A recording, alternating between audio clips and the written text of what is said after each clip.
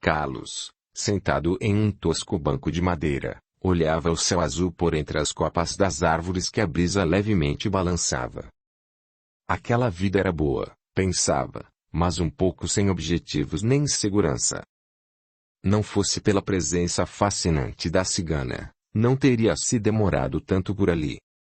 Sabia que precisava partir, mas ao mesmo tempo não queria deixar Esmeralda. Sentia pela cigana uma atração irresistível, e por mais que ponderasse voltar para casa, bastava Esmeralda aparecer para que ele se esquecesse de tudo. Em que pensas? Indagou a cigana de chofre, arrancando da meditação. Em ti, respondeu Carlos sem pestanejar. Mentiroso. Tinhas o olhar perdido na distância e eu estou aqui bem perto. Ela sentou-se a seu lado graciosa. É verdade. Pensava em ti. O quanto te amo. Carlos, preciso falar-te seriamente. Ele olhou preocupado. Sentia a animosidade dos ciganos e a vira conversando na barraca de Sergei. Temia que fosse obrigado a sair do acampamento. Seja qual for o problema, eu não te deixarei. Ela sorriu. Sabes que os nossos estão magoados comigo. E meu povo. Minha família. Aqui trabalhamos todos pelo bando. Não somos aceitos pelas outras raças. Unindo-nos, ficamos mais fortes. Trabalhando juntos, sobreviveremos. Entendes? Acho que sim, resmungou ele preocupado. Os fortes trabalham pelos fracos e cada um dá o que tem. Assim temos tudo. Esmeralda não está cooperando. Os meus estão revoltados e enciumados. Preciso voltar a trabalhar. Queres dizer que vais dançar para os homens? Vou dançar para meu povo, fez ela irritada. E, depois, é preciso, se queres permanecer aqui comigo. Se me recuso, é bem capaz de exigirem teu afastamento. Te dizes livre. Não será isso uma imposição?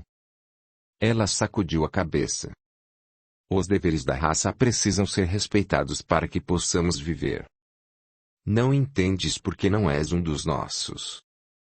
Por outro lado, se eu cumprir com meu dever, eles não vão interferir em nossa vida. Poderemos estar em paz e serás aceito por todos como um dos nossos. Não tolero que dances para os outros. Todos os nossos homens teriam orgulho de que sua mulher dançasse e fosse aplaudida. Para nós é uma honra. Nem todas podem fazer isso com sucesso. Eu posso. Deves ter orgulho de me possuir.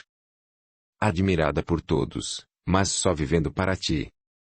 A voz da cigana era doce e meiga. Nem sequer parecia Esmeralda fria e indiferente. Carlos sentiu que não podia recusar. Não desejava afastar-se dela. Concordaria, mas iria sempre vê-la e acompanhá-la. Está bem, concordou por fim, se é assim que pensas, eu não posso recusar. Não quero perder-te. Mas estarei por perto e que nenhum homem ouse aproximar-se. Não permitirei. Esmeralda não quer outros homens. Quem resolve isso é Esmeralda. Carlos puxou-a para si e beijou-lhe os lábios tentadores. És minha, não te esqueças disso, murmurou com voz rouca. Serei tua enquanto te amar, tornou ela provocante. Lembra-te sempre disso. O único laço que nos une é meu amor. Esmeralda, tornou ele com veemência, dizes isso para atormentar-me. Sabes que nosso amor não vai acabar. Ela riu bem-humorada. Não quero pensar no amanhã. Hoje eu te quero e isto basta. Amanhã Esmeralda vai dançar. Os olhos da cigana reluziam de satisfação. Capítulo 3.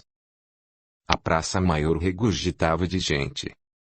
Passava das 9 à noite e descera calma e quente ao brilho delicado das primeiras estrelas. Pelo ar, o cheiro agradável dos assados e o vozerio popular. Carrocinhas de saltimbancos exibiam seus números alegres aos apupos do populacho e aos aplausos das crianças aqui e ali. Músicos tocavam e o povo dançava em plena praça cantando e sapateando no desafio do ritmo, ao grito dos olés e dos aplausos. Por toda parte, pipas de vinho e rum que o povo comprava e consumia deliciado. Os ciganos instalaram-se a um canto, as ledoras de Buena Dicha espalharam-se entre o povo, e os músicos tocavam alegremente. Esmeralda dançava descalça, os cabelos negros e sedosos soltos sobre os ombros, coberta de colares, os dedos cheios de anéis, parecia que nem pisava no chão. Lábios entreabertos, olhos semicerrados na volúpia da música, a cigana parecia irreal. Suas saias rodopiavam descobrindo nesse volteio pernas ágeis e bem torneadas e os gritos de entusiasmo do povo pareciam incentivá-la mais e mais aos caprichos improvisados e exóticos de sua dança. Respiração presa, Carlos fascinado não podia desviar o olhar do vulto da cigana. Tinha ciúme, mas mesmo assim pôde compreender por que os ciganos se orgulhavam dela. Possuí-la envaidecia. Na verdade, não devia ser fácil prender o amor de Esmeralda. Pelo que sabia, amada por muitos, era a primeira vez que Esmeralda amava. Sentia-se orgulhoso e feliz. Parecia hipnotizado. Carlos. Que surpresa! Arrancado de seu mundo íntimo, Carlos sobressaltou-se. Álvaro. Trocaram um abraço entre exclamações de alegria e cumprimentos. Álvaro era sobrinho de Dom Antônio Hernandes e amigo de infância de Carlos. Seus pais e Dom Hernandes eram amigos e nas temporadas da corte costumavam visitar-se, chegando mesmo a se hospedarem por longas temporadas. Com que então estás em Madrid? Quando chegaste? Por que não foste à minha casa? Tive alguns contratempos durante a viagem, mas agora estou bem. Estiveste doente. Pior, fui assaltado e ferido, roubaram-se todos os haveres. Inclusive os mimos que trazia para a família de Dom Hernandes. Que lástima. Não se pode andar a sem escolta por essas estradas. Mas onde estás hospedado? Naturalmente irás para minha casa. Carlos abanou a cabeça. Não posso. Estou com alguns amigos a quem devo a vida. Não digas. Pretendo ficar com eles mais algum tempo. E tu, o que contas de bom? Nada. A vida na corte é sempre a mesma. As mulheres, o vinho, as pelés, as intrigas. Os salões estão perdendo seu encanto. Carlos sorriu malicioso. Logo tu, a dizeres isso. É por ti que as damas suspiram quando cantas. Não é bem assim. Em todo caso, faço o que posso. Mas, olha, Carlos, que mulher! Jamais vi outra igual. Carlos estremeceu. Álvaro, olhos brilhantes, lábios entreabertos, um sorriso alegre, fixara-se em Esmeralda, que sob os aplausos frenéticos encerrara sua dança. Afogueada, com os olhos brilhantes, a cigana sumira para dentro da carroça, enquanto o povo pedia sua volta e os músicos recomeçavam a tocar, concitando o povo a dançar. Mas eles exigiam a volta da cigana e para isso dispunham-se a pagar. As moedas começavam a chover e os ciganos as recolhiam com presteza. Quando Miro julgou oportuno, anunciou que após um pouco de descanso a cigana retornaria. Carlos sentiu-se preocupado. Não queria que Álvaro conhecesse a cigana. Queria despedir-se, mas o outro parecia muito à vontade. Buena Dicha, Senhor. Passado, presente, futuro. Uma cigana passava por eles e Álvaro divertido estendeu a mão para ela. Dize-me, o que tenho para o futuro? A cigana parou, olhou-o bem como se quisesse penetrar-lhe o íntimo. Depois, séria, tomou-lhe a mão, apalpando delicadamente sua palma. Senhor, homem rico, sereis poderoso, tereis fortuna e poder. Saúde boa, Amores fáceis. Há uma mulher que pode elevar-vos ao poder ou atirar-vos no pó das estradas. Queres dizer que uma mulher pode fazer isso comigo? Gracejou Álvaro com ar incrédulo. Fará, senhor. Estou vendo. Cuidado, porque aqui há uma encruzilhada. Não posso ver mais. Só sei que haverá 2 caminhos, mas serão decisivos. Não sei qual ides escolher. Não consigo ver. Como não? Não prevês o futuro? A cigana o olhou séria. Parecia pálida e um pouco trêmula. Sim, vejo. Um caminho vos levará à glória e ao poder. O outro à destruição e à morte. Tudo por uma mulher. Deus. O que foi? Indagou Álvaro meio gastado. Não posso, senhor. Não posso. Não sei qual ides escolher. Vejo-vos parado em uma encruzilhada e os 2 caminhos se estendem à vossa frente. Vejo os extremos onde eles vos levarão. Cuidado. Não sei qual ides escolher. Se for um, será feliz, se for o outro, a tragédia virá.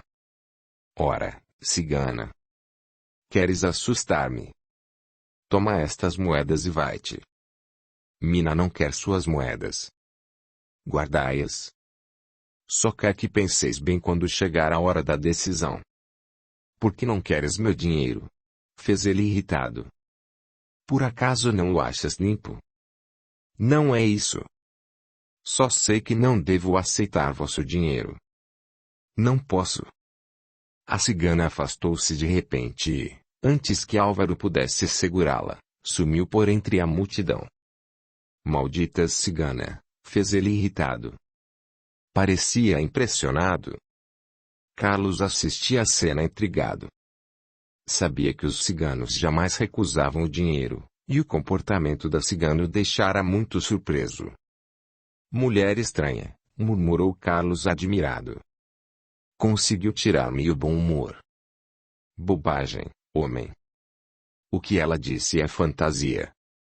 Mas mesmo que seja verdade, não é tão ruim. Lembra-te que poderás escolher e certamente escolherás o melhor. Álvaro sorriu. Tens razão. Deixemos esses ciganos repelentes. Onde vamos? Sinto, mas preciso ir. Meus amigos esperam-me. Sabes o que eu acho? Que andas metido com alguma mulher. Nem sequer me convidaste a conhecer teus amigos. Pela tua cara, que conheço bem, tramas alguma. Se és meu amigo, deixa-me agir à vontade. Amanhã ou depois vou à tua casa. Não negaste, hein, maroto? Bem, eu compreendo. Mas, pelo menos, conta-me alguma coisa a respeito dela. É bonita. Alguma vez tive mau gosto? Está bem. Está bem. Espero-te em casa. Abraçaram-se. Quando Álvaro desapareceu entre o povo, Carlos foi à procura de Esmeralda. Onde estavas? Perguntou ela. Não te vejo faz tempo. Quem era aquele fidalgo? Um amigo meu de infância. Mora aqui em Madrid. Estranhou por eu não o ter procurado. E tu? Não quis ofendê-lo. Não disse que estava em melhor companhia. Ou será que tens vergonha de nós? Fez ela, um pouco irritada. Por que dizes isso? Por acaso não te amo e te prefiro a tudo e a todos? Pode ser. Esmeralda olhou-o como querendo penetrar-lhe o íntimo. Farias isso publicamente? Serias capaz de dizer a teus amigos fidalgos que amas uma cigana, que vives em nossa carroça e que queres ser um dos nossos? Carlos pareceu um pouco embaraçado. Que ideia, Esmeralda. Se estou aqui, é porque quero. Mas sabes que os outros não pensam como eu e certamente enfrentá-los nos traria aborrecimentos. Quero poupar-te. Ah! Queres poupar-me? Fez ela irônica. Pois se eu te disser que não quero ser poupada, Se eu te disser que quero que grites que me amas a todos esses hipócritas decadentes que deitam com nossas mulheres, bebem nosso vinho e vão para casa fingindo respeito, escondendo a podridão e desprezando nossa raça. Os olhos dela faiscavam de raiva. Esmeralda, fez ele em tom conciliador, acalma-te. Sabes que não sou como eles. Eu te amo. Dizes isso, mas no fundo pensas como eles. Não te afinas com os meus. Se pudesses, me levarias para longe dos meus, para um lugar qualquer, mas nunca para a casa de teus pais ou de teus amigos. Deixa-me, Carlos. Talvez seja melhor. Enquanto é tempo, deixa-me. Esmeralda quer viver, ser livre e feliz. Vá embora de minha vida. Carlos sobressaltou-se. Não podes dizer isso, Esmeralda. És injusta. Jamais te deixarei. És minha. Agarrou-a, abraçando-a com força, beijando-lhe os lábios úmidos. O coração da cigana batia descompassado. Esmeralda, sussurrou Carlos em seu ouvido, se não te apresentei a Álvaro, foi por ciúme. Ele é um belo homem e estava entusiasmado com tua dança. Estou certo que te desejou. Não quero que o conheça. Esmeralda sorriu. Toda a sua raiva desapareceu. Essa linguagem ela podia entender. É um belo homem, disse provocante. Carlos apertou-lhe o braço com força. Não me provoques. Se olhares para ele, te arrependerás, eu juro. Carlos estava pálido. Esmeralda olhou-o com doçura. Sabes que te amo. Agora deixa-me. Vou dançar. O povo me chama. Realmente, as vozes lá fora chamavam pela cigana e a música convidava a dançar. Carlos saiu e recostou-se na carroça enquanto Esmeralda, espicaçada pela assistência, rodopiava envolvente. Mas o rapaz não estava tranquilo. Seu amor por Esmeralda era violento. Aonde o levaria? Lembrou-se de Álvaro e do comportamento da cigana. Se fosse com ele, compreenderia por quanto ele sim estava numa encruzilhada por causa de uma mulher. Mas Álvaro, tão insensível às mulheres, usufruindo sem dar, despertando paixões sem corresponder, sempre senhor de si, era impossível. Fantasias da cigana, com certeza. Mas com que fim? Recusar o dinheiro dele. Por quê? Eles faziam tudo aquilo por dinheiro. Isto intrigava realmente. Foi perdido em seus pensamentos que Carlos permaneceu o resto da noite. E quando de madrugada voltando ao acampamento, conduzindo a carroça de Esmeralda, vendo-a cansada e alegre sentar-se a seu lado, perguntou: O que pensas da Buena Dicha? Buena Dicha? Sim. Das profecias que os teus fazem às pessoas. Por quê? É só para ganhar dinheiro, não é? Não crês nas predições? Perguntou ela admirada. Ora, Esmeralda, tu mesma já falaste sobre alguns truques para arranjar dinheiro. É verdade. O povo gosta de saber o futuro. E os teus se aproveitam. Inventam histórias, mentiras. Nem sempre. Eu acredito nas visões e nas profecias. Por que perguntas? Nunca tive interessado nisso. É que Mina teve um comportamento estranho com Álvaro, intrigou-nos muito. Eu não duvidaria de Mina. Ela é iniciada nas forças do bem e do mal. Carlos sentiu um arrepio pelo tom da cigana e relatou-lhe a estranha predição. E depois, o que é mais raro, recusou as moedas. Não é estranho. Não. Ela sabe que quando tem uma visão real e prediz alguma coisa, não deve receber dinheiro por isso, para não perder o poder. Mas se ela tem esse poder, por que o dinheiro a faria perdê-lo? Não sei. Não entendo dessas coisas. Não sou iniciada. Mas sei que quando Mina recusa o dinheiro, é porque fala a verdade. Carlos permaneceu pensativo. Seria bom que teu amigo Fidalgo a escutasse. Mas deixemos essas coisas, Esmeralda está cansada. Estamos chegando. Naquela noite, Carlos custou muito a conciliar o sono. A figura do amigo de infância vinha-lhe à mente de quando em quando e nesses momentos não podia evitar uma apreensão, como um sobressalto que a custo procurava vencer. No dia imediato, o acampamento custou acordar. Apenas as crianças e algumas mulheres que não tinham participado da festa estavam em atividade. Carlos despertou cansado e mal disposto. O sol ia alto e ele levantou-se. Procurou algo para comer. Mastigando um pedaço de pão, saiu da carroça e procurou algo para tomar. Miro estava perto de uma fogueira com uma caneca na mão. Pela sua cara, acho que não está bem, fez bem-humorado. Temos leite. Vi uma vaca e consegui um bom baúde. Nada mal depois do vinho. Carlos aceitou a caneca automaticamente. Mina, já levantou? Indagou Carlos pensativo. Que queres com Mina? Perguntou Miro curioso. Falar-lhe. Ontem a vi prevendo o futuro e fiquei interessado. Queres ler a Buena Dicha? Eu mesmo posso fazer isso. Não sabes que também sou iniciado? Miro falava em tom de brincadeira, mas Carlos sabia que dizia a verdade. Miro também fazia parte dos verdadeiros conhecedores desses poderes. Não é propriamente para mim. Mas ontem ela predisse algo a um amigo meu. Fiquei preocupado. Se queres, podes procurá-la naquela carroça, mas estou certo de que não te dirá nada. Achas que se recusará? Acho que já esqueceu. Não sabes, mas as visões surgem sem esperar e se vão da mesma forma. Não creio que te possa ajudar. Ainda assim quero vê-la. É ali.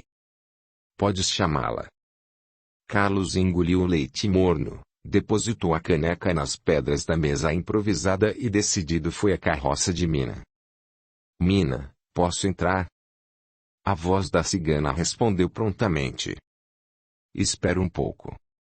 Segundos depois, sua mão morena arrepanhou as cortinas que serviam de porta da carroça, e ágil saltava ao chão ao lado de Carlos. Melhor conversar fora. Gilca dorme. Não quero despertá-la. Carlos se esquecerá da pequena filha de Mina. Audiolivro realizado pelo canal Surya Chand Audiobook. Preciso falar-te. O que queres? Nunca me procuraste. Ontem na praça, tua visão. Quero que me esclareças. Estou preocupado com meu amigo. Nada tens com ele.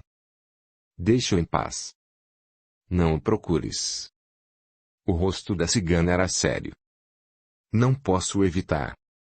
É meu amigo de infância, nossas famílias se estimam e se visitam. O que viste com ele? Qual a visão que te fez dizer tudo aquilo? Minha parte fiz. O recado já dei. A visão se apagou e não quero buscá-la de novo. Nem quero envolver-me com ela. Deves fazer o mesmo. Não podes me dizer nada. Vais deixar-me tão intrigado. De que te adiantaria conhecer cenas do futuro, pedaços de um acontecimento que virá? Carlos não se deu por satisfeito. Mina, não me deixas sem resposta. O que queres dizer com isso? Não entendo dessas coisas, mas gostaria de apaziguar meu espírito. Sempre que penso no que disseste ontem, sinto um aperto no coração. Por acaso tua visão não se referia a mim? Não terias se equivocado atribuindo a ele. Mina olhou fixamente para o rosto expressivo de Carlos. Depois disse com voz firme. Sei o que sentes, e o que se passa em teu coração. O amor cigano tem seu preço. E não sei se estarás disposto a pagar. Mas minha visão foi com ele. Isso posso afirmar. Jamais me engano nessas coisas. Não pensas que conheço todo o futuro e que tenha entrevisto todos os acontecimentos. O poder da visão se manifesta de repente. Por um instante, sem que eu tenha pedido, sinto um frêmito, um tremor, e sei que ela vai acontecer. Todos os meus sentidos se aguçam na espera e então tenho diante dos olhos cenas rápidas de acontecimentos futuros. Elas desaparecem e eu as esqueço logo. É curioso. Pensei que soubesses tudo. A cigana balançou a cabeça. Te enganas. Pelas cenas que vejo, posso pressentir os perigos, ou sossegar os corações aflitos. Sei quando vão acontecer coisas boas ou más, mas por que ou quando ou como vão acontecer, isso não sei. Estranho poder o teu. Mas de que te serve se não podes compreender tudo? Não sabes o que dizes. Ele tem sido útil a minha gente. Consigo ver o essencial. E não quero saber demais. Como poderia viver conhecendo o futuro de todos e sem poder impedi-lo de consumar-se? Já é difícil e doloroso para mim prever o futuro. Álvaro não acreditou muito no que disseste. É desconfiado e descrente. Lembrar-se-á de mim quando chegar a hora da decisão. E não podes prever o que ele vai escolher. Pude ver o fim dos dois caminhos. Um leva à felicidade, outro à tragédia, mas a escolha é a decisão dele. Carlos suspirou um pouco decepcionado. Esperava maiores esclarecimentos. Se queres um conselho, evita-o. Não o procures nem te ligues a ele. Não posso ajudar? Não terás condições para isso. E quanto a mim, meu futuro e o de Esmeralda, não sabes de nada. Já te disse que a visão ocorre sem que eu queira. Não tenho o poder de produzi-la à vontade. Mas és muito invejado. Toma cuidado com isso. Não te descuides. Como assim? A cigana sorriu. Não és cristã. Teu Deus não tem força para te proteger. Achas que devo ir à igreja? Ela riu gostosamente. Seu rosto magro e ossudo tornava-se mais suave quando ria. Se acreditas que Deus está encerrado entre as paredes tristes e frias de uma casa de pedra e que de lá pode ajudar-te, realmente tenho pena de ti. Por quê? Fez Carlos picado. Porque teu Deus é muito pobre. Não te poderá ajudar muito. Nosso Deus é muito mais poderoso. Falas como herege. Deus é um só para todos. O rosto da cigana distendeu-se. Seus olhos pareciam perdidos no horizonte infinito. Os brancos não sabem enxergar o verdadeiro Deus. Ele é grande e poderoso. Está em tudo. Podemos sentir sua presença no céu, nas estrelas, no sol, nas árvores, nas flores e nos rios. Ele é a força da vida. A voz de Mina era firme e adquirirá modelações suaves. Carlos a olhava admirado. Ela prosseguiu. Se queres ajuda, conversa com ele em teu coração. Ele te dará proteção e força. Agora esquece tudo. Deixa teu amigo em paz. Carlos se afastou impressionado. Miro continuava assando carne no fogo, absorto em seus pensamentos. Carlos aproximou-se. Estranha essa mulher. Diz coisas que nunca ouvi. Acho que não é muito certa da cabeça. Miro soltou uma risada. Mina te perturbou? Carlos deu de ombros. A mim, não. Mas ela é diferente, sobrenatural. Diz coisas, muda a voz de repente, parece possuída. Se os inquisidores a virem, está perdida. Eles não se metem conosco. Nossos punhais são tão afiados quanto suas máquinas de tortura. Podemos sumir com eles antes que a malta de seus asseclas dê pela coisa. Por que os mencionaste? Por acaso os conheces? Não me honraria conhecê-los. Não sou afeito às coisas da religião. Tenho-os visto entrando e saindo na corte, ou na casa de meu pai. levando nosso ouro, e se até que tem imposto sua vontade a el-rei. Acho-os intrigantes e falsos. Usam sotaina, mas surpreendi alguns em trajes falsos nas tabernas onde as mulheres e as bebidas jorram em abundância. Se pudesse, desmascarava-os a todos. Miro estava sério. É prudente não te meteres com eles. Nunca se sabe até onde chega a sua maldade. Não terias poder para lhes fazer oposição. Parecem donos do mundo. Trazem as pessoas escravas a seus ardis, manietadas e subjugadas. Fazem isso porque é óbvio que se submeteram, mas nós somos livres. Eles nos temem. Nunca procuraram aproximar-se. Várias vezes tentaram subjugar-nos. Pela força, pela perseguição e até pelo ouro. Mas Sergei sabe como enfrentá-los. Não confia na hipocrisia. Fez sentir o peso do poder cigano. Até que eles resolveram nos deixar em paz, desde que não nos metamos com eles. Assim, temos vivido há já algum tempo. Carlos estava interessado. Enfrentar os inquisidores e vencê-los fora um dos sonhos heróicos de sua adolescência. Detestava aqueles vultos negros circulando pelo castelo de seu pai, delatando suas traquinices, levando dinheiro paterno, interferindo nas decisões de família, revelando uma cupidez insaciável e um fanatismo que o irritava. Por que seu pai, tão austero, tão senhor de si, tão honesto, se submetia? Sempre se revoltara quanto a isso, mas o assunto era intocável. E toda vez que o mencionava era punido severamente. Seu pai recusava-se a lhe dar alguma razão ou explicação para aquela subserviência, tão em desacordo com a sua altivez e sua honra de fidalgo honesto e valente. As histórias do que circulavam entre os jovens de sua idade sobre os inquisidores eram de estarrecer. Sempre a injustiça vencendo, a mentira, o embuste, a maldade derrotando os bons, os humildes, os honestos. Impossibilitado de fazer algo, de poder vencer essa força arrasadora, Carlos procurara omitir-se desses assuntos, evitando-os para que sua revolta não o fizesse tomar atitudes perigosas e inúteis. Nunca conversara sobre isso com os ciganos. Saber que tiveram a coragem imensa de enfrentá-los era glorioso. Carlos vibrava só de pensar. Queres dizer que houve época em que se combateram? Houve. O sangue jorrou de parte a parte. Mas cigano não ataca ninguém. Cigano toma alimentos e dinheiro para poder viver.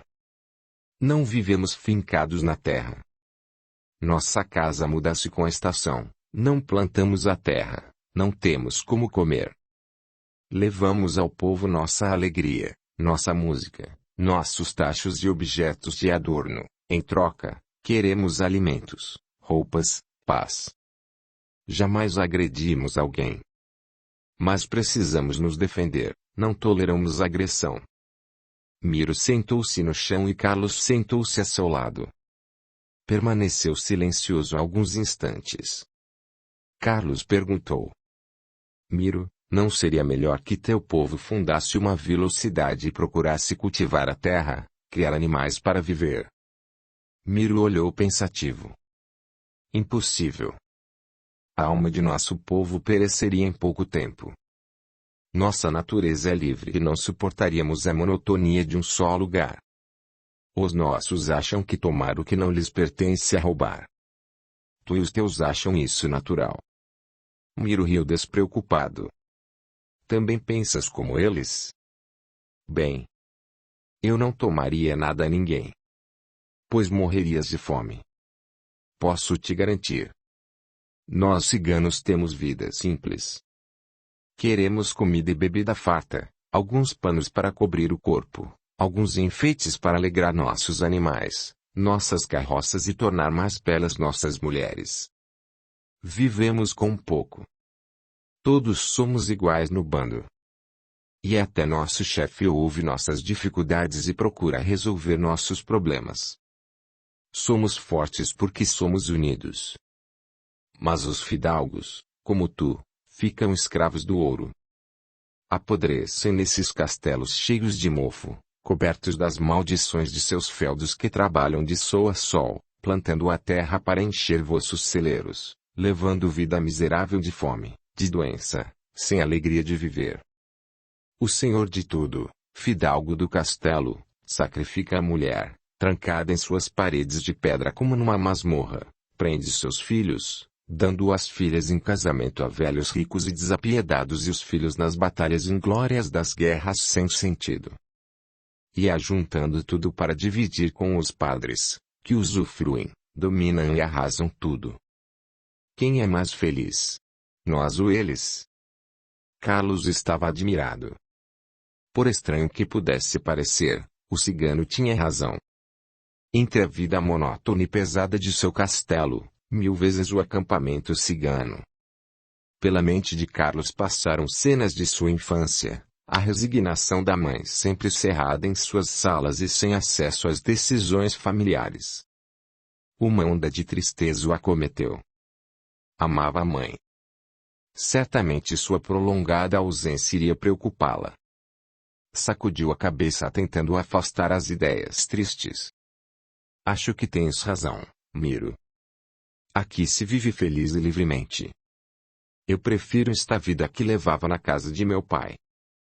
Preferes esta vida, mas não sei se com o tempo continuarás pensando assim. Amo Esmeralda. Gosto daqui. Ficarei para sempre. Miro olhou com um brilho indefinível nos olhos. Vamos ver. O chamamento familiar é muito forte. E a ambição é traço marcante entre os fidalgos. Muitos crimes temos visto por causa de heranças e ouro. Conseguirás resistir? A voz do cigano penetrou fundo o coração de Carlos. Essa pergunta ele se recusava a formular no próprio íntimo. Temia o conflito, receava a hora da opção definitiva e absoluta. Pressentia que a força das coisas a colocaria em seu caminho, recusava-se a pensar nisso. Queria retardar o mais possível. Estamos falando de assuntos muito sérios. Mas eu gosto de Esmeralda, gosto daqui, gosto muito. Gosto desta vida. Gostaria imensamente de ser um dos vossos. Seria melhor para ti e para a Esmeralda. Mas não tens sangue cigano. Não pensas como nós. E um dia o apelo de teu povo te chamará a outros caminhos. Então, não sei o que decidirás. É a força das coisas. É a luta. Amar Esmeralda e ela te amar foi fatalidade. Desejo que ela não sofra. Se a ferires, podes ter certeza de que ferirás a mim também. Eu a defenderei contra tudo e contra todos. O olhar de Miro fuzilava de emoção. Carlos sentiu um arrepio desagradável.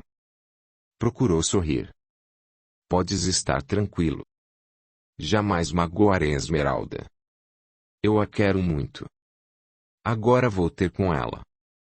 Apreciei conversar contigo. Gostaria de ser teu amigo. Falo com sinceridade.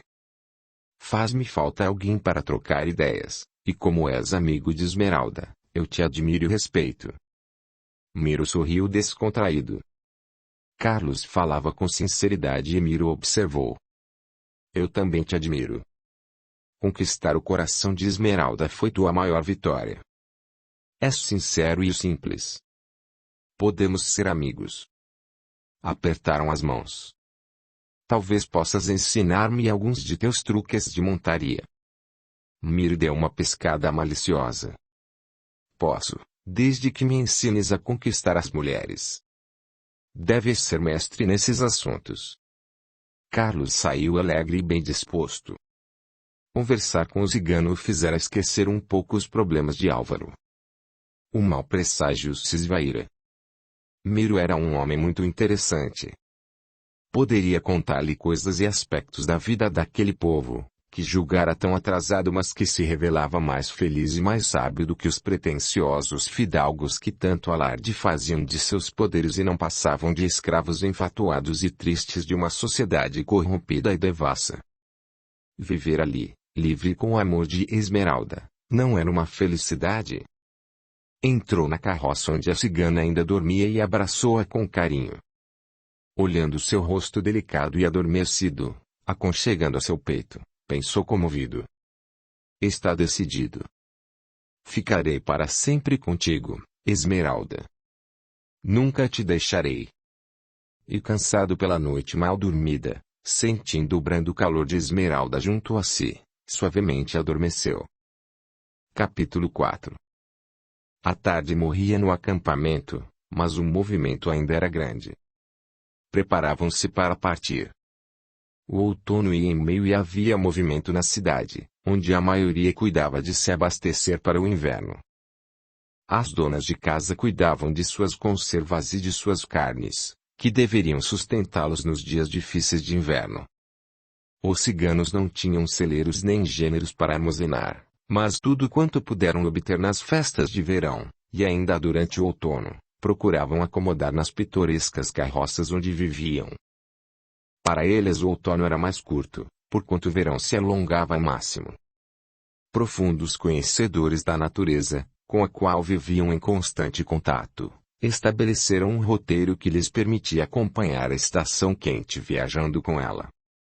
Observavam atentamente as árvores e as aves, cuja migração e ciclo conheciam perfeitamente e, de acordo com os seus sinais, resolviam também a viagem e o rumo. Tinham saído de Madrid rumo a Contreira, Córdoba e Cáceres. Seguiram pelo litoral parando em São Eleutério e El Príncipe, Barcelona e Alcântara. Agora rumavam para Toledo, onde deveriam permanecer mais tempo. Sergei marcara a saída para a madrugada seguinte e as atividades eram muitas. Durante o verão, acondicionavam as roupas de inverno no fundo da carroça e colocavam as almofadas ou o colchão de penas de ganso por cima. Agora tinham que fazer o contrário. Tirar a roupa quente, os acolchoados e os agasalhos e guardar as roupas de verão. Deveriam ainda acomodar os objetos e víveres que tinham conseguido para consumir durante o inverno. Os tachos, os arreios e enfeites tinham sido vendidos e levavam dinheiro, com o qual pretendiam adquirir o que precisassem. Carlos, curioso, observava o movimento e seu criado aproximou-se. Durante todos aqueles meses, Inácio permanecera no acampamento com a vida que pedira a Deus. Fizera amizade com vários ciganos que a princípio riam-se dele, mas que depois percebendo-lhe a humilde dedicação e a limitada inteligência se acostumaram com sua presença. Perdendo o medo dos primeiros tempos, e sem coragem de ir-se embora abandonando o patrão, mostrou-se prestativo e útil, e acabou tornando-se aceito e até querido, principalmente das mulheres, cujos afazeres mais pesados aliviava, cooperando. Ia buscar água, acendia o fogo, cortava lenha, apanhava frutas, brincava com as crianças, cuidava dos doentes. Com isso, granjeara a simpatia e era solicitado por elas, que lhe ofereciam guloseimas e até roupas. Ele sentia-se livre e querido. Aproximou-se de Carlos, olhando com curiosidade. Senhor, vamos com eles. Certamente. Não vamos voltar ao castelo de Dom Fernando. Carlos franziu a testa preocupado. A figura delicada da mãe surgiu-lhe na mente e sentiu funda saudade. Mas reagiu. Não penso em voltar por agora. Estamos bem aqui. Por acaso queres ir embora? Oh. Não. Gosto daqui. Então deixemos esse assunto. Vamos ajudar Esmeralda. Mas Carlos não conseguia esquecer. As saudades do lar eram fortes e pungentes. Esmeralda observou pensativa. Estás triste? Por quê? Não gosto do inverno. Sempre me põe triste. Amo o sol, a luz, o calor. A cigana deu de ombros. Não se pode mudar a natureza. Se eu pudesse, mudava. Ela riu. Falas como criança. Carlos procurou sorrir, mas sentiu o coração apertado. Tratou de reagir. Abraçou a cigana com força. Esmeralda, deixa isso e fica comigo. Ela riu distraída. Espera. Deixa-me acabar. Mas Carlos não podia esperar, estreitou ainda mais, mergulhando nas emoções que Esmeralda lhe provocava, beijou-lhe os lábios com ardor. A cigana retribuiu e Carlos, naquele instante tendo a mulher amada entre os braços, esqueceu sua preocupação, sua saudade. Esmeralda era sua força, sua vida, seu alento. Ficaria a seu lado para sempre. Os dias que se seguiram foram monótonos e tristes. Tinham partido de madrugada. Uma chuva persistente e fria caía sem cessar, dificultando a marcha pelas estradas, transformadas em lodaçal, e um vento frio soprava prenunciando o inverno. Carlos não conseguia dissimular o tédio. Presos na carroça pelo mau tempo, o rapaz se sentia abafado e inútil. Esmeralda, sentindo-lhe a má disposição, esforçava-se por tornar a habitação mais confortável. Tinha um lenha seco e a cigana acendera a branda fogueira no aquecedor. Chegara até a preparar milho para ele, assando com cuidado no curioso e primitivo aquecedor que, conforme a necessidade, também podia esquentar o chá ou assar o milho e até, se a chuva fosse muito demorada, assar um pedaço de carne. Era feito de ferro e consistia numa caixa com pequena abertura lateral e uma grelha por cima. Atrás, um grosso cano de latão fazia às vezes de chaminé, conduzindo a fumaça para o alto da carroça e jogando-a para fora. Esmeralda não gostava de cozinhar e sempre comia com os companheiros, mas agora cuidava de seu homem com amor. A viagem se arrastava, morosa, e as crianças em grande parte estavam doentes e irritadiças. Parecia que o humor dos ciganos mudara. A maioria adorava o sol, as flores, o verão. O inverno era-lhes penoso sacrifício que tinham aprendido a suportar com coragem, mas que lhes roubava a alegria de viver. O vinho era usado com insistência e muitos tornavam-se belicosos e irascíveis.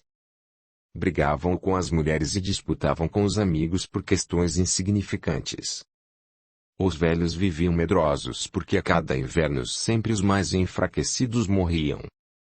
Sergei precisava manter a vigilância a fim de conseguir preservar a paz e a saúde de todos.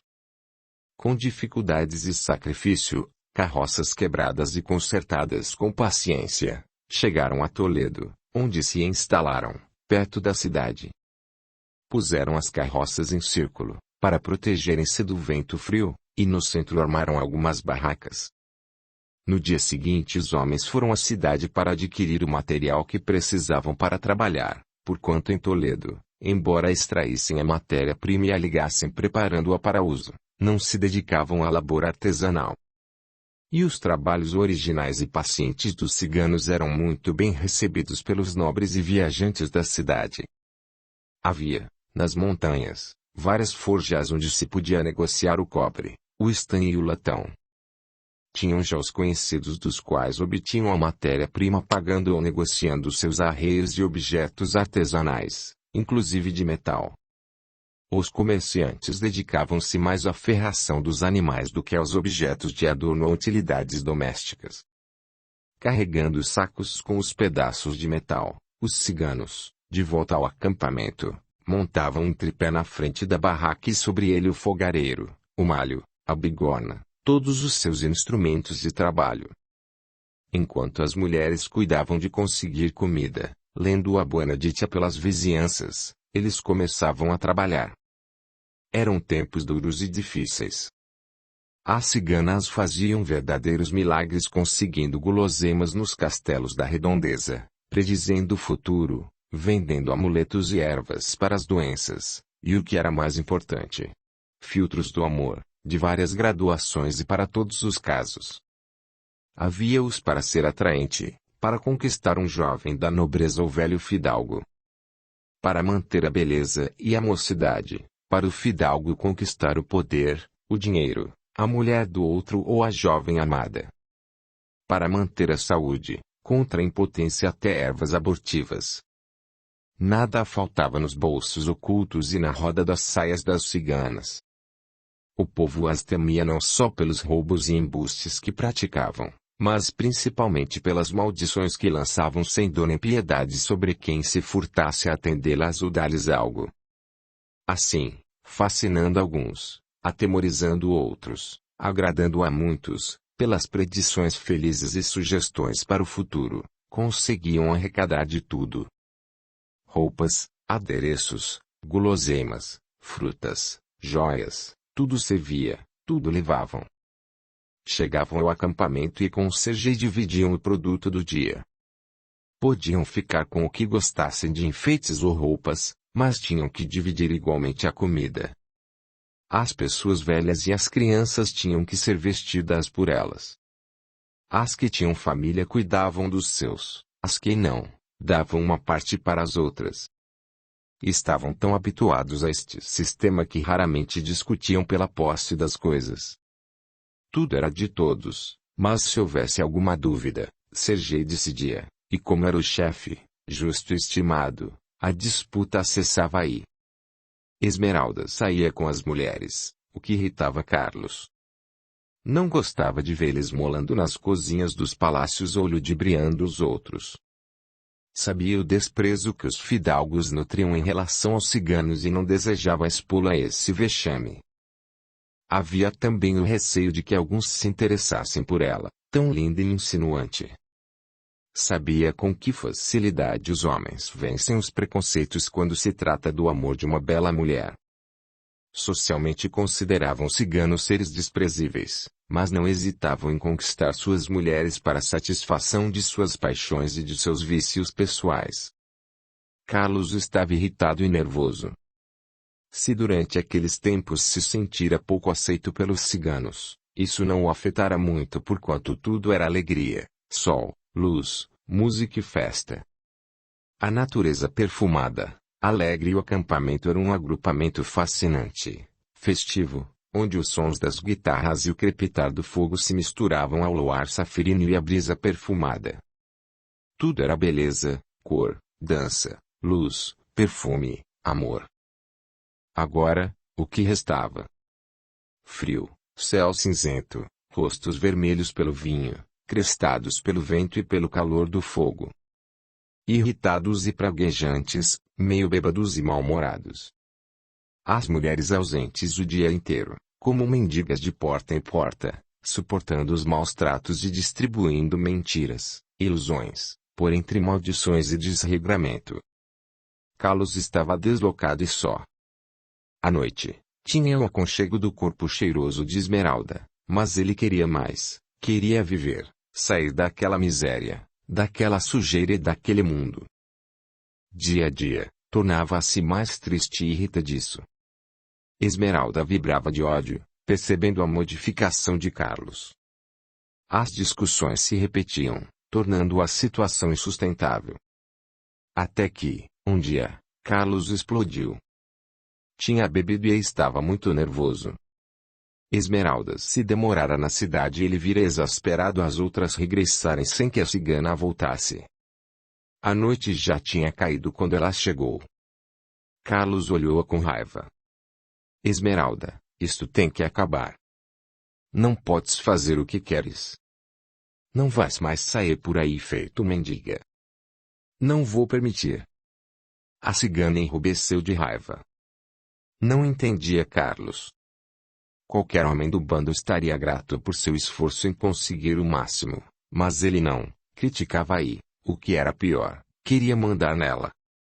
Uma onda de rancor inundou o coração de Esmeralda. Como te atreves a falar assim comigo?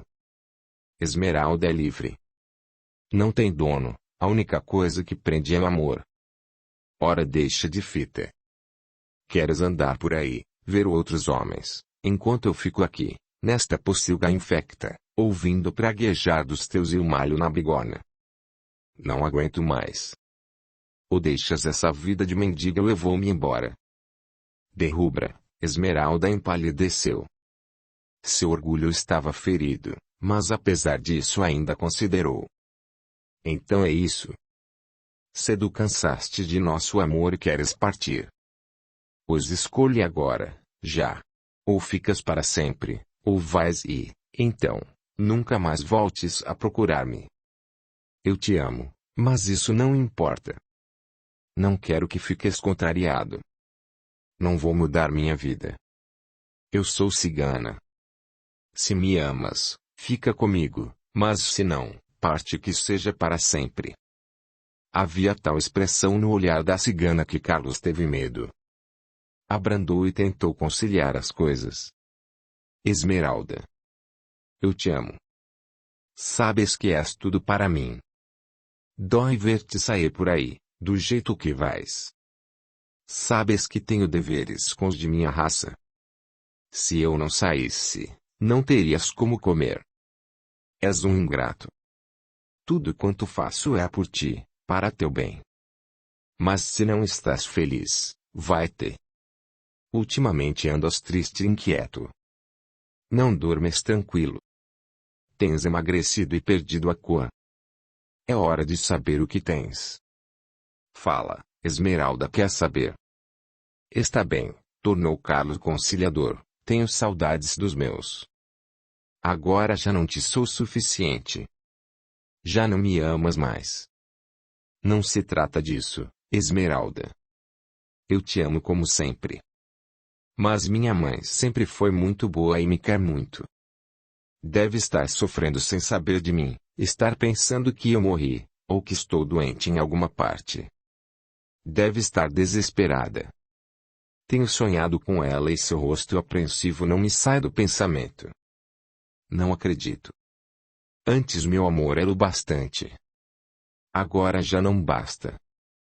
Disseste que ficarias comigo para sempre, agora já queres ir embora. Olha, Esmeralda. Tenho pensado muito. Acho que vou viajar. Vou até a casa de meu pai. Quero ver minha mãe, dizer que estou bem. Apanhar alguns haveres e voltar para cá. Até lá o inverno já terá ido e poderemos viajar novamente pelos campos em flor. Cantar e dançar como nos primeiros tempos. A cigana olhou com tristeza. Não me enganes, Carlos. Se voltas para os teus, não mais nos veremos. Sei que no conforto da casa de teu pai, Esmeralda será esquecida. Nunca te esquecerei. És minha vida. Não te acredito.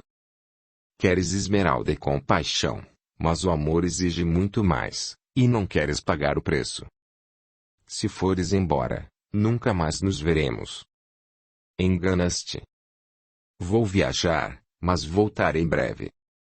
Não suporto ficar longe de ti por muito tempo. Estou com remorsos por causa de minha mãe. Acalma o seu coração e volto para teus braços. Trarei para ti as joias mais lindas e os vestidos mais ricos. Compreende meu coração, eu te peço. A cigana abanou a cabeça, desalentada. Não me amas. Não tanto quanto eu te amo. Não te reparto com nenhuma mulher, mesmo que seja a tua mãe.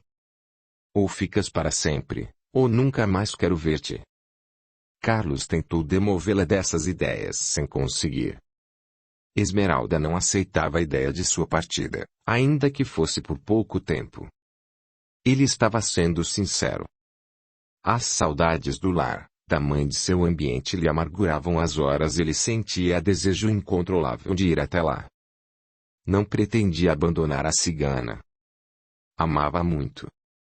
Tencionava voltar na primavera. Confiava que a viagem lhe fizesse espairecer e iria reforçar os laços de amor entre ambos.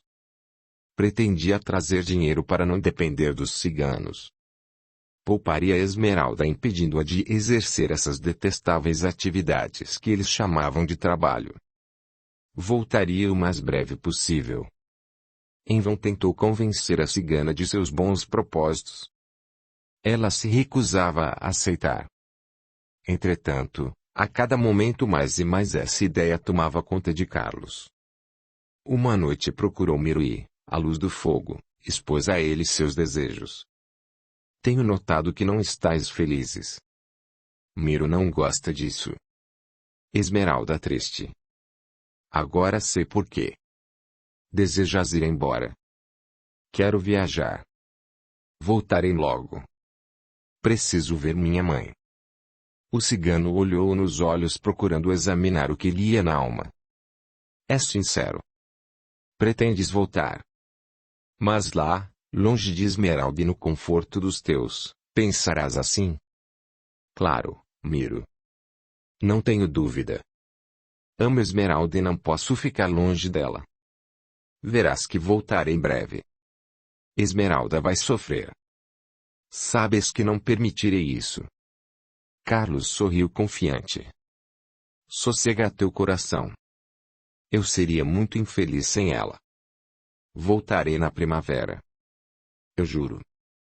Quero que me ajudes a convencê-la de que digo a verdade. És meu amigo. Sabes que a amo.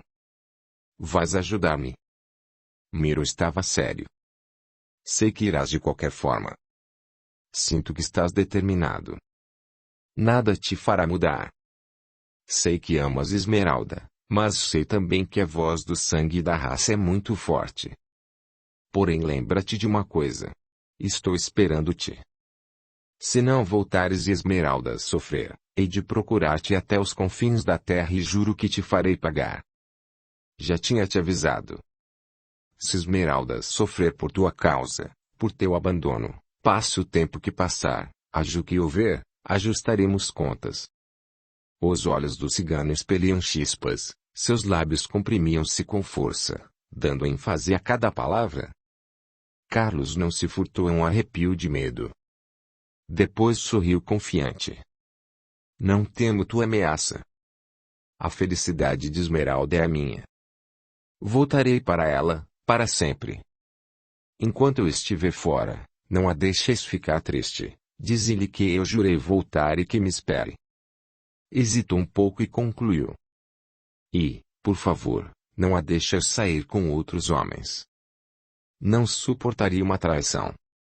Miro olhou admirado. És ingênuo, rapaz. Esmeralda é muito bela. Se a abandonas, não sei o que fará. Sabes que a Livy não aceita ordens de ninguém. É altiva e orgulhosa. Se me ouvisse, não se teria envolvido contigo. Não me aprecias? Reclamou ele agastado. Não é por isso. Sabes quais meus motivos? Sou teu amigo, mas não és um dos nossos. Teus apelos são outros. Não farás Esmeralda feliz. Ainda agora vais deixá-la. Fazê-la sofrer. Sabes que será apenas uma viagem. Voltarei cheio de presentes e amor para ela. Verás como seremos felizes. Miro olhou sério. Assim espero para teu bem. Se não cumprires o prometido, e ela não sofrer e deixar de te amar, poderás viver em paz, mas se ela for infeliz, podes esperar por minha vingança. Eu juro. Carlos não se preocupou.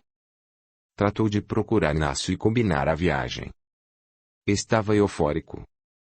Ver sua mãe, sua casa, seus amigos. Levaria 2 cavalos emprestados e alguns víveres. Quando voltasse, pagaria regiamente o empréstimo. Naquela noite amou Esmeralda como nunca. Entre um beijo e outro, jurou amor para sempre, mas não mencionou a viagem que tencionava empreender no dia imediato. Queria evitar discussões inúteis. Carlos levantou-se cedo e procurou Sergei para despedir-se. Recebido com atenção, expôs ao cigano seu desejo de afastar-se por algumas semanas, levando 2 animais e alguns víveres que devolveria em dobro no regresso. O cigano ouviu em silêncio e respondeu calmo. Foi bom teres me informado. Esmeralda não vai gostar. Seria melhor que contasses a ela. Já tentei, mas ela não quer concordar. Acha que vou abandoná-la. Mas não é verdade. Voltarei logo. Dize isso a ela em meu nome. Preciso dar notícias à minha mãe, que sofre sem saber onde estou. Apanhar minhas roupas, meus haveres. Voltarei muito breve. Então, Esmeralda verá que não a enganei. Mas preciso ir. Sergei abanou a cabeça. Não obrigamos ninguém a ficar aqui, és livre para fazeres o que quiseres. Mas lembra que os desejos de Esmeralda serão respeitados. Ela tem seus direitos, e nós, nossas leis. Se quando regressares ela não te quiser mais, não poderás ficar aqui. Dependerá dela, só dela. Eu sei. Agradeço tua tolerância permitindo que eu viva aqui com ela e teu povo. Podes crer que te respeito e admiro muito. Só quero que digas a Esmeralda que a amo e que voltarei na primavera. O dia ia em meio quando Carlos, aproveitando a ausência de Esmeralda, acompanhado de seu criado, montados em 2 cavalos a cujas sela amarraram um saco com algumas provisões, deixaram o acampamento. Carlos seguia despreocupado e contente, pensando no rosto amoroso da mãe, a quem não via a hora de abraçar. Estivera ausente diante 6 meses e certamente estariam apreensivos quanto a seu destino. Realizaram a viagem sem incidentes e no dia imediato chegaram a Valença. Divisando o castelo de seu pai, Carlos não pôde furtar a emoção. Nunca lhe pareceu tão belo e suntuoso.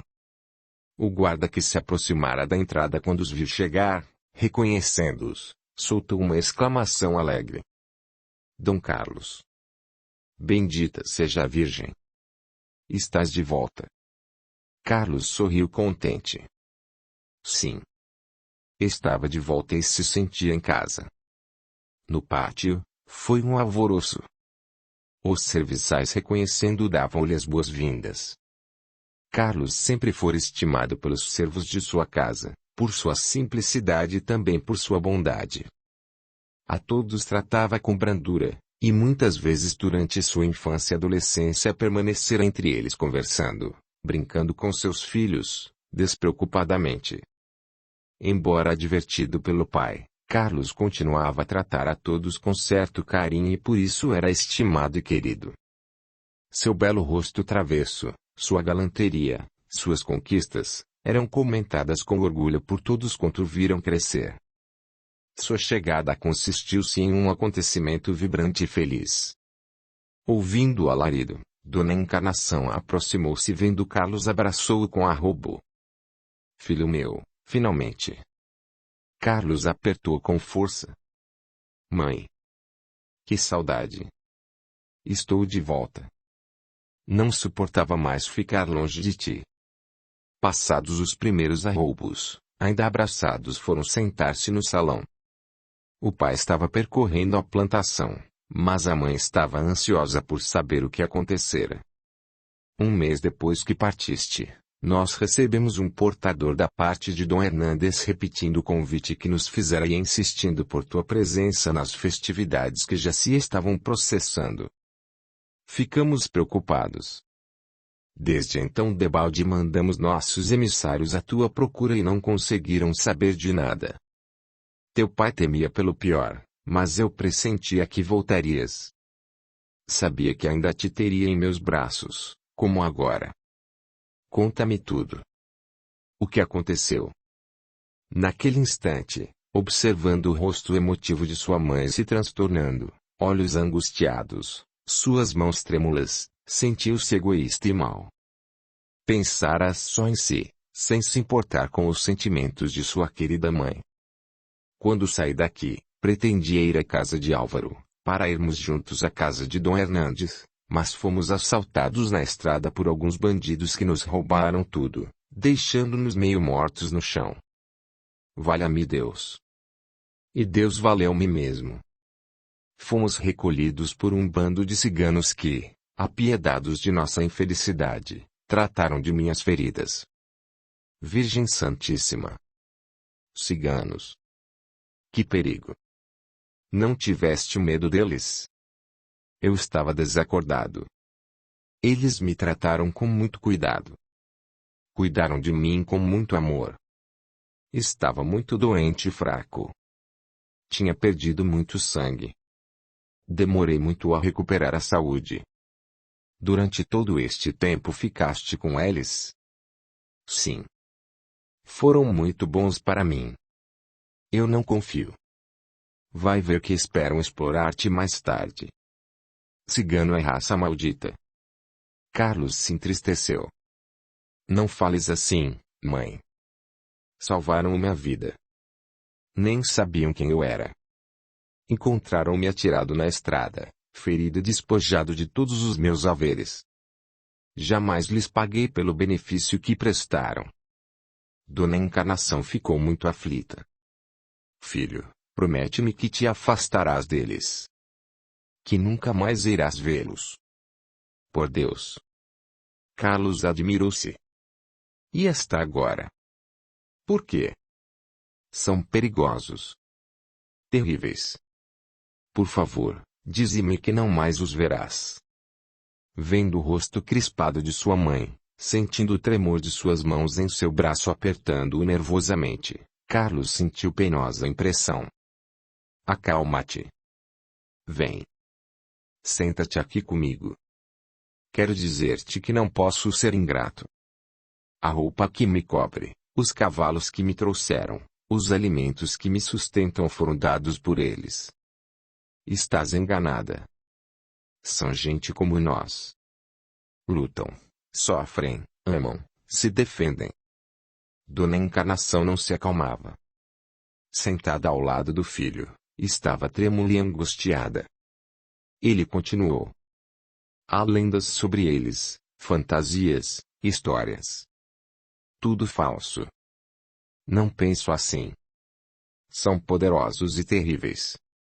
Tem parte com o demônio. Pobre filho. Vejo que estás fascinado por eles.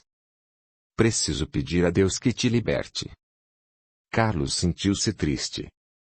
Esperava encontrar na mãe a confidente, a aliada que o ajudaria a transformar Esmeralda na mulher que ele desejaria. Em seus sonhos, ele tinha imaginado transformá-la em dama misteriosa, tão ao gosto da época, casando-se com ela, sem apresentá-la na corte a pretexto de ciúme. Pretendia que a cigana pudesse manter com ele uma vida dupla. No verão, ambos seriam ciganos, viajando com o bando, participando das festas e das alegrias, e no inverno iriam viver em um castelo, que ele faria construir, ou, quem sabe, no castelo dos pais. Sabia que Dom Fernando era rigoroso, certamente nunca aceitaria seu casamento, mas talvez pudesse enganá-lo de alguma forma. Agora, a mãe com sua superstição parecia derrubar seus projetos de um só golpe. É verdade que nunca falara a Esmeralda sobre esse assunto. Mas era justo que se ele participasse da vida dela, com os seus, ela também pelo menos alguns meses por ano deveria participar da dele. Depois, o inverno no acampamento era-lhe insuportável. Por que não viver em um castelo durante esse tempo? Se Esmeralda alegasse a necessidade de trabalhar para arranjar os víveres para os seus, ele poderia mandar-lhe uma quantidade de víveres que cobriria de muito a irrisória parcela que Esmeralda arrecadava. Afinal, ele era rico. Devia sua vida àquela gente. Nada mais justo que retribuísse sustentando-os durante a rudeza do inverno. Mas a atitude da mãe, inesperada, o colocava de chofre ao contato com a realidade, bem diferente daquilo que imaginara. Resolveu contemporizar. Bem, mãe, tem calma. Depois falaremos a esse respeito. Mas ela parecia frenética. Carlos nunca a vira tão aflita. Meu filho, promete que nunca mais irás ter com eles. Aqui vem isso agora. Vamos, promete. Ele desconversou. Sabes que não desejo causar-te problemas. Mas deixemos esse assunto sem importância. Conta-me como vão as coisas por aqui. Estive tanto tempo fora, estou ansioso. Procurando conter-se, ela começou a falar dos problemas da casa, dos familiares, e Carlos escutava procurando demonstrar um interesse que não sentia. Seu coração estava oprimido. Teria feito bem em regressar? Procurou dissipar esses pensamentos desagradáveis. Mas, à noite, remexendo-se no leito, teve muita dificuldade em conciliar o sono. O rosto aflito da mãe sobrepunha-se à fisionomia crispada de Esmeralda, onde o ódio e a revolta estampavam-se. Pareceu-lhe até, a certa altura, ouvir a voz da cigana dizendo rancorosa: "Se não voltares, eu me vingarei." O dia já despontava quando Carlos, cansado e deprimido, adormeceu. Capítulo 5. Era já dia alto quando Carlos foi despertado pela voz de Inácio. "Dom Carlos, acordai. Já se faz tarde." Dom Fernando vos chama. Mal-humorado, Carlos resmungou. "Para quê? Falamo-nos ontem, já esmiucei tudo quanto lhe quis saber. Agora deixa-me em paz." "Sabeis que lhe manda e exige." Foi categórico. "Está esperando-vos em seu gabinete." Depois, "O sol já está quase a pôr-se." "Está bem. Está bem. Dize-lhe que já vou. Deixai-me ajudar-vos." Carlos não teve remédio senão levantar-se. Seu pai o esperava com austera fisionomia mais séria do que de costume. "Deus vos salve, meu pai." "Amém. E a ti que te bendiga. Agora senta-te. Precisamos conversar." Vendo-o acomodado, continuou: "És já homem feito. Essa viagem desastrosa, acredito que te tenha amadurecido bastante para que possas pensar com mais seriedade em tuas responsabilidades como único herdeiro de nossa casa e de nosso nome de família. Sabes que o marido de minha irmã Leonor, homem sem caráter, dissoluto e irresponsável, deseja a todo custo assambarcar nossos bens.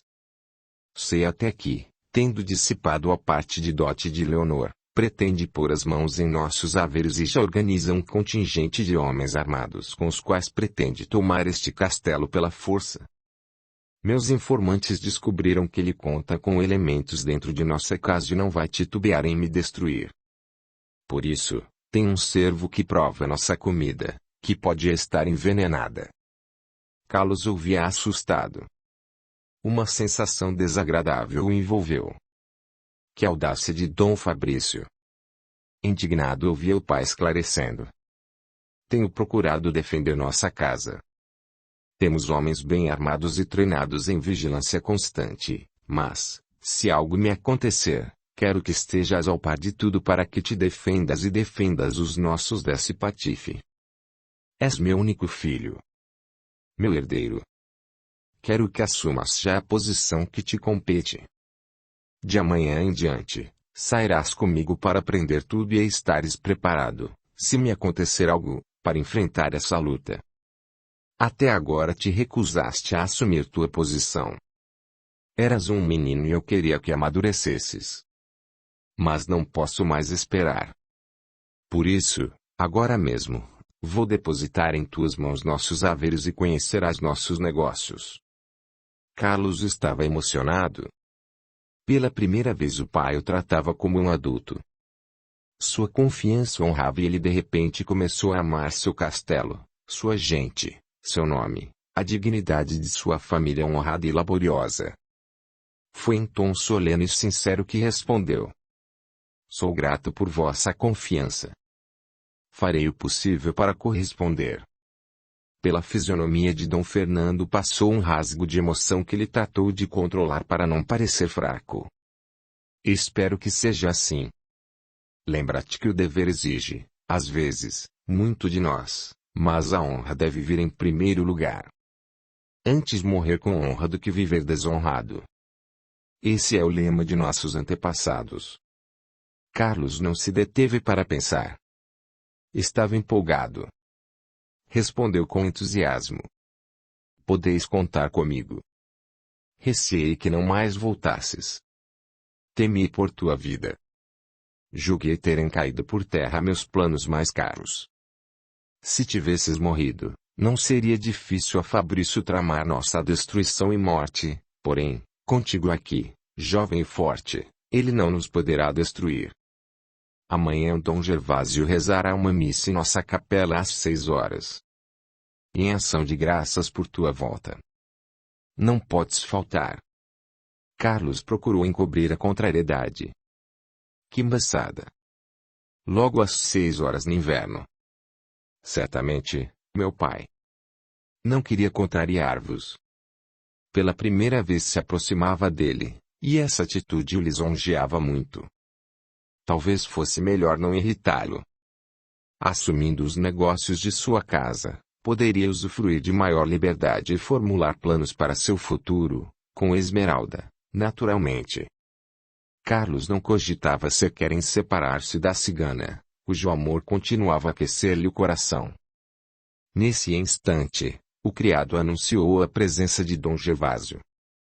Carlos fez menção de retirar-se, mas o pai objetou. É preciso que ficas. Se vais conhecer os negócios, não te podes afastar. Procurando dominar a contrariedade, Carlos permaneceu na sala, levantando-se quando a figura do jesuíta apareceu no limiar. Era um homem alto, forte, 40 anos presumíveis, sorriso amável nos lábios, olhos penetrantes e ágeis. Carlos o vira algumas vezes circulando pelos salões de seu castelo, mas sempre se esquivara de sua proximidade. Louvado seja Deus, tornou o padre. Para sempre seja louvado. A vossa bênção, senhor cura.